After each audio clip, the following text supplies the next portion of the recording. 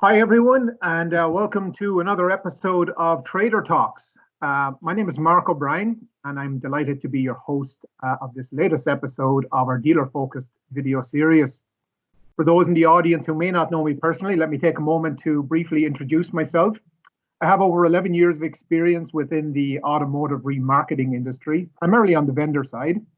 And my career within automotive has spanned leadership roles focused in channel development, marketing, partnerships, service and sales.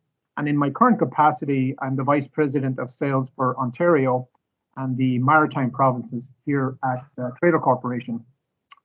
As you may well know, recent research conducted with Canadian car buyers on autoTRADER.ca revealed that shoppers are increasingly looking for online solutions or tools to aid with the purchase of their new vehicle.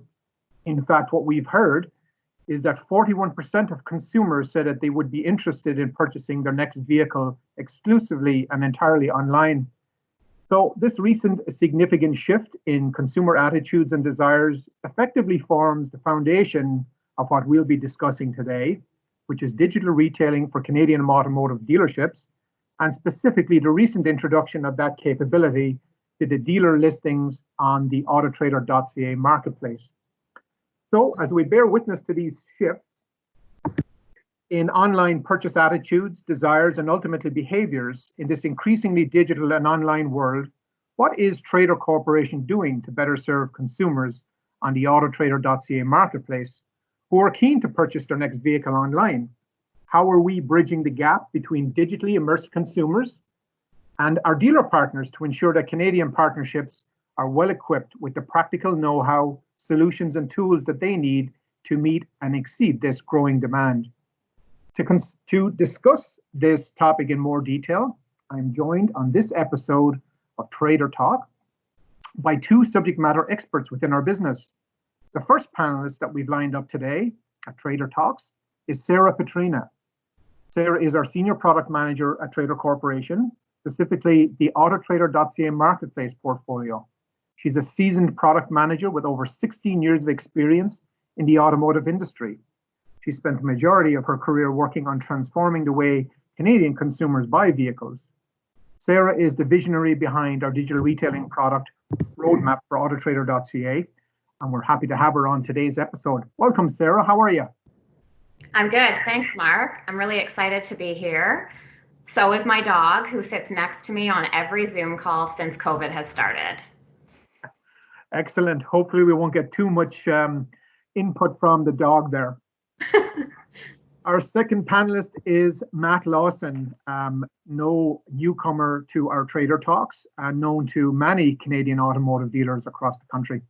Matt Lawson is the Vice President of Dealer Software and OEM at Trader Corporation, and seemingly, as I mentioned, a veteran of our Trader Talk series. Matt's entire career has been focused in the automotive industry. He's been with us at Trader for over 15 years now and has a profound understanding of dealership operations, in addition to the software dealers use to power the operational end of their business. Matt, welcome once again to Trader Talks. How are you? Hey, Mark. Great. Thanks for having me. It's great to be back here on another episode, and certainly a conversation that I'm pretty passionate about, and great to share some insights here with Sarah. Loved working with Sarah and getting to know her experience in this space. So thanks for having me. Excellent. Well, I'm looking forward to this as well. Now that we have the formalities out of the way, just wanted to kind of let everybody know how we've kind of arrived at some of these questions. We've already created a list of what are the most common questions that we've been receiving from our dealers, from our dealer groups, from our partners, and from agencies with respect to digital retailing. I just wanted to give our viewers some insight into how we carved how we put these questions together. So before we actually get into some of the specific questions, and it essentially is a question in itself, I was very curious to hear from both of you on your perception of what digital retailing is at a very high level before we drill down to the specifics of the functionality in the autoTRADER marketplace. As many people really would interpret digital retailing as the ability to purchase a vehicle almost exclusively online. But there are others that would say it's really about a transformation of the buying experience, and it's about giving a consumer the ability to buy something the way that they want to buy, and in fact, the way that they've been conditioned to buy in other ways. Amazon obviously comes to mind.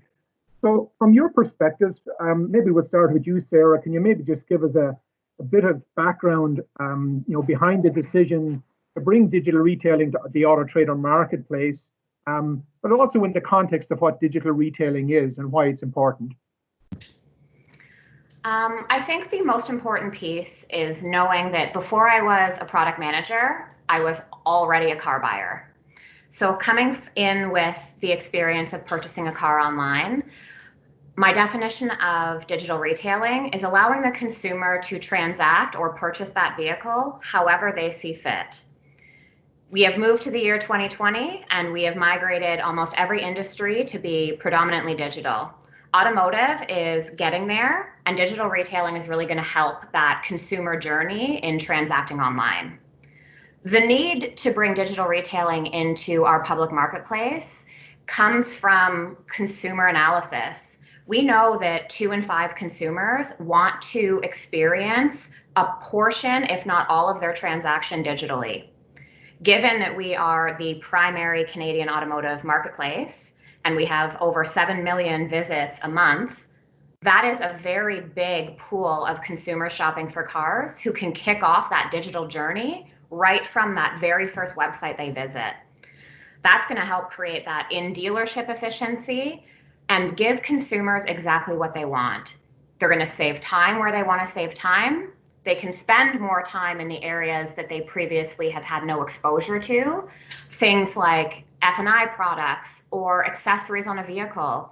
The consumer gets to create their own personalized journey for car buying, which hasn't been found before. You rely on needing to walk into bricks and mortar to be able to buy your car. Excellent.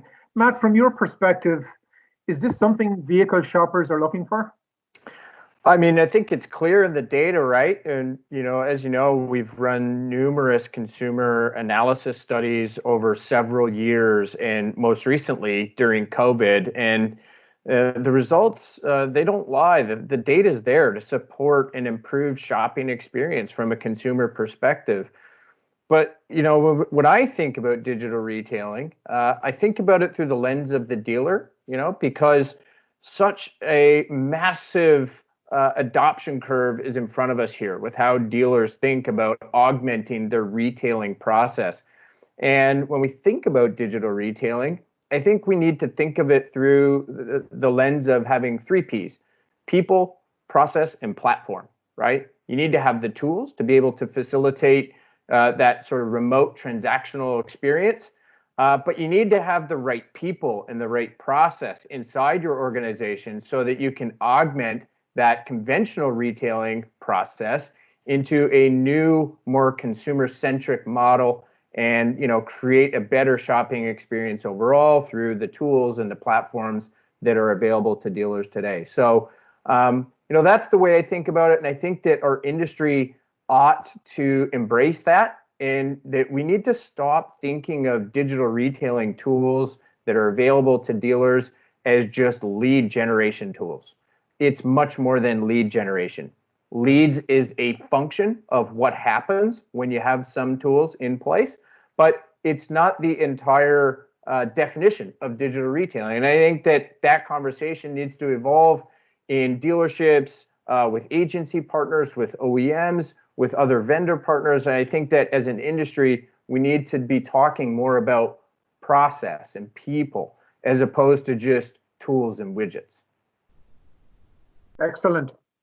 So very recently, we've deployed this functionality, these tools on the autotrader marketplace, on dealer listings on the autotrader marketplace. Can you tell us a little bit about the digital retailing platform? Sarah, I'll ask you on the product side of the business. Tell us a little bit about the digital retailing platform and its functionality within the autotrader marketplace. So what we've done is we've partnered with an already established company, Moto Insight, who has an already well-established in-dealership tool called MotoCommerce. And what this does is we've exposed it onto the marketplace right off of, first on the SRP, but for the consumers, right on the VDP, they can launch that in-dealership experience, but right from the comfort of their own home. So with one click, they can already start configuring the payments, the pricing, accessories, F&I products, evaluating their trade-in, but it's all being powered by all of the same data that the dealership has access to in store. So there's this new level of transparency that's been provided to consumers to shop with the comfort of what a dealer would be presenting them anyways. So exposing that directly on the marketplace has allowed us to bring digital retail to the first consumer public marketplace in existence. Predominantly, digital retail is found in store and on dealer websites, so it's really exciting to have it launched on autoTRADER. Anything to add? Yeah, I was just going to add, in addition to all of the things that Sarah just defined, for dealers that are now enabled with this functionality, there's, I think operationally, there's some differences between what's available here, and specifically with platform integration. So for example, dealers that have digital retailing on autoTRADER.ca with their listings and MotoCommerce on their website, there's integrations with softwares like vAuto, right? And so from a operational standpoint, the dealer still gets to control how that trade appraisal is treated from a virtual transactions perspective. And it's no different than how they operate today. And I think that integration is very, very important, particularly in a marketplace setting when the consumer might be a little bit further upstream and facilitating some of that conversation sooner in the purchase process. I think that's a great opportunity for dealers to take advantage of.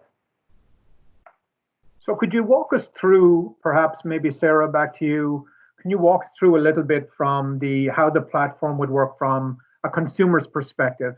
I'm interested in a vehicle, catches my attention, the SRP, I go deeper on the vehicle, I'm in the VDP.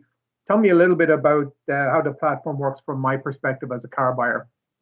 So as a car buyer, you're launched directly into MotoCommerce that feels exactly like you're shopping on autoTRADER. You can build out your configured payments for cash, lease, or finance.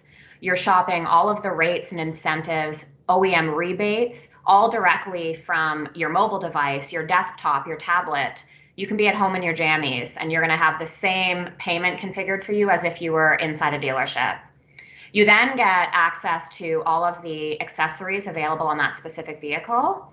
There's an image library. There are videos to help you kind of determine if this is what you're looking for. The F&I product module is probably one of my favorites because it's truly the informative area that consumers have never had access to before. As a previous car buyer, you sit with a dealer and you're presented your options for F&I products, and a lot of the times you have to make a decision based on your own education. In this tool, you get the chance to slow it down and learn as deep as you want to and convert on those F&I products at a higher rate, given that you're educated on what they're actually doing for your vehicle. You can also evaluate your trade-in so that you're building out that entire deal of what is the cost of ownership on this new vehicle, knowing I'm trading in my existing vehicle. You can submit your credit application all the way through so that when you walk into that dealership or you call them or book an appointment or engage them through chat, they can actually pick up exactly where you left off online, and they'll see exactly how far you've come and what data you've provided. You can also go as far as dropping a deposit. If this is the car for you, you can guarantee that that is going to be the car that you leave with by taking it through the whole funnel. And the biggest value prop, as mentioned, is that fact that the dealer can see what a consumer has done. So if a consumer sits on this deal for 2 weeks before re-engaging and they walk into a dealership, the dealer can pick up exactly where the consumer left off. The consumer can also log right back in from their email and pick up where they left off, change cars, reconfigure payments, compare vehicles. The car buying world is the consumer's oyster now. Wonderful. And Matt, I know we talked in your bio about some of the significant experience you have on the dealer operations side of the business. Given through the tools that Sarah just described, how much time I've invested to advance my transaction, I've gone down a path. The last thing I'm going to want to do is visit a dealership and have to do that all over again. So I would imagine that there's a significant responsibility on the dealer's part to be prepared for the world of digital retailing, so that that never happens and really disrupts the consumer's experience and takes it from what's supposed to be an exciting and different experience back to a traditional one. So can you talk to us a little bit about the role that the dealership will play in the digital retailing experience? Yeah, I'm glad you brought that up, Mark, because this is a make or break, right?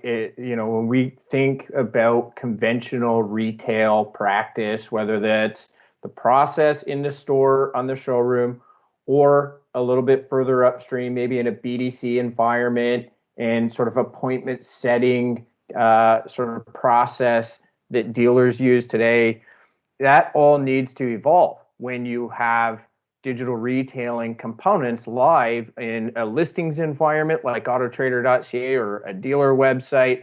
When you have somebody that's gone through the process of building a shopping cart, their expectation from the retailer is that they don't start them all over again. They also don't necessarily want to be phoned or emailed to come in tomorrow morning at 9 a.m. And so that's why we say people process platform, because the platform's designed to improve the customer experience, but it breaks if the people in the process are not there to aid and guide that experience through. So, dealers and we're seeing a variety of different ways of utilizing the tools, whether it's in the store or through lead management, that have been wildly successful for dealers using the Moto Commerce technology. And it's been fantastic over the last 8 or 9 weeks, especially with the current market conditions, but even before that. And, what we've been talking to dealers about is the folks that don't necessarily build out a shopping cart, that do still send in maybe a generic lead form, such as maybe is that car still available through a form submission. Instead of, trying to book them into a meeting at 9 a.m. or 10 a.m. tomorrow morning, we should be building out a shopping cart and emailing it back to them, and then working on an appointment setting and, utilizing the tools and augmenting our process, all in the name of improving that shopping experience, which again, just back to the start of our conversation, it's clear in the data. The consumer's voice needs to be heard and listened to. And the way that we treat the retail process, I think, needs to evolve through using these tools. Wonderful.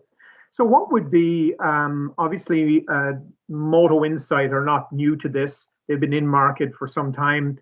We have that advantage. We have that experiential advantage, if you will. Just perhaps based upon the conversations you've had with them or with Andrew and their leadership team, what would be some of the top tips for success that you might suggest a dealer would adopt using the digital retailing platform? Yeah, sure. So love having conversations with Andrew and his team on a daily basis about how dealers can get the most out of this, and OEMs as well. And I think most people who know Andrew and his management team know that they have very successful OEM programs in place in both the Canadian, US, and Australian markets. And so what we see, and I think most recently, is that the dealer adoption curve is accelerating at a very fast pace. And that is fantastic. That's very refreshing to see. But it goes back to sort of dealers wanting to embrace that. And I think pre-COVID, there was probably a mixed bag. And I think most dealers are now thinking about how they can very quickly figure out a way to transact remotely, offer tools to consumers. And one of the biggest things we've seen is what we refer to internally as dealer-generated leads. And that is folks that are either in the showroom that want to go on a test drive, or have maybe engaged with a vehicle where the dealer's actually built out the starting point of the shopping cart and sent that to a consumer, either virtually or in the showroom and then sent them home to go and finish building out that deal online in the comfort of their own home or in their jammies, as Sarah said. But that is a best practice. And we do have a larger portion of our customer base now, our dealer customers, who are utilizing the technology in the store. And we even have a large percentage now who put every single deal in their store through that experience. And that's the type of adoption that we're looking for, because we know that CSI scores grow up. We also know that gross profit increases in both the front end and the back end. And, these are all outcomes that dealers want to see. And, especially in a market where there's scarcity and, consumer confidence has been bruised a little bit, these tools, I think, have been invaluable. Excellent. Well, I know we're very much in the embryonic stages of launching the tools on the autoTRADER.ca market.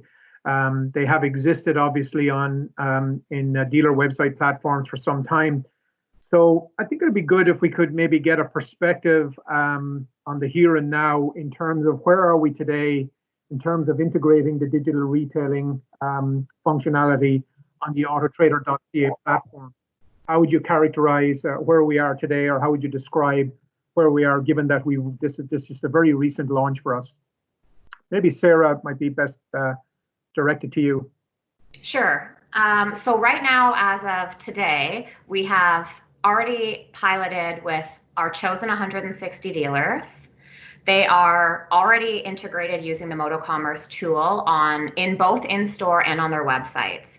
These are our perfect caliber of dealer who are already integrated into the benefits and the ROI of what Moto Insight can do for them in their dealership and on their website.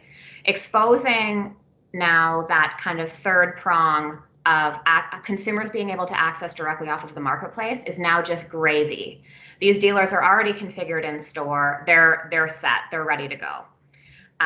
What we're doing within this pilot period is we want to make sure that we have the optimal consumer experience. Obviously, that's the entire purpose of having this tool. Once we feel that we've kind of hit that threshold and are willing to roll the dice, we are going to be augmenting beyond our chosen pilot dealers. So we're going to be introducing a wait list, which I think has already commenced for dealers who are interested in enrolling, and they'll be able to access more information through their sales team. Excellent. Anything to add there, Matt? Yeah, just that the initial cohort of dealers that we have sent live just over the last couple of weeks here, I think the feedback has been overwhelmingly favorable from that set of dealers in terms of consumer response, which is, I think really exciting for us and for those dealers to see that. I've recently had some conversations with some OEMs on that capability as well. And, there's been great feedback there from them as well. And, so we think of it inside the Moto Insight business as additional entry points for consumers into that MotoCommerce workflow. We already had it live on dealer sites, and dealer sites get a large percentage of traffic to their listings in that environment. But the extension now upstream into the marketplace, it drives more consumers through the tool. It enables dealers to have more conversations there. And so feedback from the dealers, from OEM partners, and obviously the consumer's voice is now starting to be heard, in the data that we're seeing come through the tool, which is obviously very exciting. I think also looping back to Matt's previous point, these dealers are the dealers who have already set themselves up for success. They already use the tool to the best of their abilities. They are willing to pivot in this COVID time, understanding that there is a need more than ever of consumers wanting to transact digitally. So they are willing to lower the curtain, if you will, and provide more of that transparency to consumers, no questions asked. And I think these dealers are reaping the benefits of that, because consumers are more likely to convert on the vehicle, but on much more than just the vehicle, because they're choosing their own adventure. It's more likely for a consumer to feel less pressured when they're at home than in a dealership, and pull the trigger on what's in that shopping cart. That just made me think of something. I think really good point there. I was having this discussion literally yesterday with our colleagues at Viato, which is, remember back to 2011, 2012, when we were still struggling with some dealers around the fact that they needed to put price on their listings online. I mean, there was a time where that was like, that dealers were, very mindful about that. And I think two camps of dealers. There were ones that were out there putting their prices out there, and then there were others that were very hesitant to do that. We're absolutely far beyond that now. I think that you probably need to look pretty far to find a dealer that's withholding prices from their listings online. But we're at a point now where not just pricing and payment, but like all sorts of payment options, right? And as Sarah just said, that transparency, it builds trust. And at critical decision points in that purchase process, when they're upstream in an environment looking at inventory with massive selections, and you put tools in their hands so that they can understand affordability and financial obligation, that you just change the game now for the consumer. And that trust that gets built early on in that purchase process is incredibly important. So, I think that this is a new wave of transparency into the purchase process. And the dealers that are offering that, I think they're going to be, in the near term, they're going to be the winners as we come out the other side of this crisis period. Well done. So far, so good with the dog, Sarah. He's doing a slow growl right now. I'm doing my best to curb it. Does he have anything to add? I bought a new car and I didn't even ask him if he wanted to get black or white. He's not forgiven me. Yeah. So I think it's fair to say that digital retailing has been a buzz term now for several years. And in all three of us have attended many remarketing events over the last few years where it's either a topic of a presentation or a breakout session. And there are many organizations out there declaring to have digital retailing tools. But what would you say sets Moto Commerce apart in this digital retailing space? Maybe Sarah, I'll ask you that question. What differentiates Moto Insight from the field, would you say? I think there's two key differentiators. The first is that they truly took the time to understand what dealers needed in order to make the leap into digital. They didn't make the workflow or the onboarding cumbersome. It's a very easy to use tool, because we do have to remember there is a dealer base still who is still reluctant to go digital. So as easy as you can make it to transition, you're going to have more conversion of that tool. And I think the second piece that truly differentiates the Moto Commerce implementation of digital retail is truly that omni-channel that everyone talks about. Digital retail is always available on dealer websites and in store. The thing, and I'm going to be selfish because I'm an autoTRADER employee, but the thing that truly differentiates Moto Insight is the fact that it is on autoTRADER. It is on the first public marketplace that we don't have any objectives for needing to sell products that a consumer is buying. We are being that intermediary selling tool to make sure that we're arming our consumers with everything they could possibly need to buy cars. Wonderful. Yeah, can I add to that, Mark? I think Sarah makes some really great points in there. When I think about differentiation, start with the data and work back from the data. And the data from OEM perspective is all direct with Moto Commerce. So in terms of accuracy, we're penny accurate. When we think about integrations, software integrations, we're building out a catalog of different types of trade appraisal functionalities. So we have two-way Viato integration for Viato dealers. We have CBB integration, trade pending, instant cash offer with AccuTrade. And so the notion of being an open platform that's willing to integrate with the software that the dealer has chosen, I think is a really important philosophical move that the team at Moto Insight made that I think goes over well with OEMs and dealers. Sarah talked about the omni-channel experience, critical, and we're not just a platform that enables leads and building the car deals online. We're a way of retailing and using a platform to facilitate transactions, whether they start online or they start in the store, and improving that purchase experience. And the last thing, and it's not one I think that gets spoken about enough, is dealer success management and the service component that comes along with this. That is critical. If dealers are going to be successful through utilizing digital retailing tools, they need a coach. And you need somebody to hold their hand from onboarding through to ever and ever thereafter. It needs to be an ongoing and continuous process. And, every now and again, things might change inside of a store. People might change. And that coach is there to train new people. Or when the dealer gets busy, give them a poke and remind them of what's happening. Or maybe, drawing their attention to things that they maybe got distracted from paying attention to, best practices, and so forth. And I think that that's a critical element here that we need to make sure that all dealers understand. I think that advocate for going digital is so important. Yeah. Excellent. So we're getting down to the final strokes here. I'm a dealer. I'm watching this video. I'm interested in learning more. How do I do that? How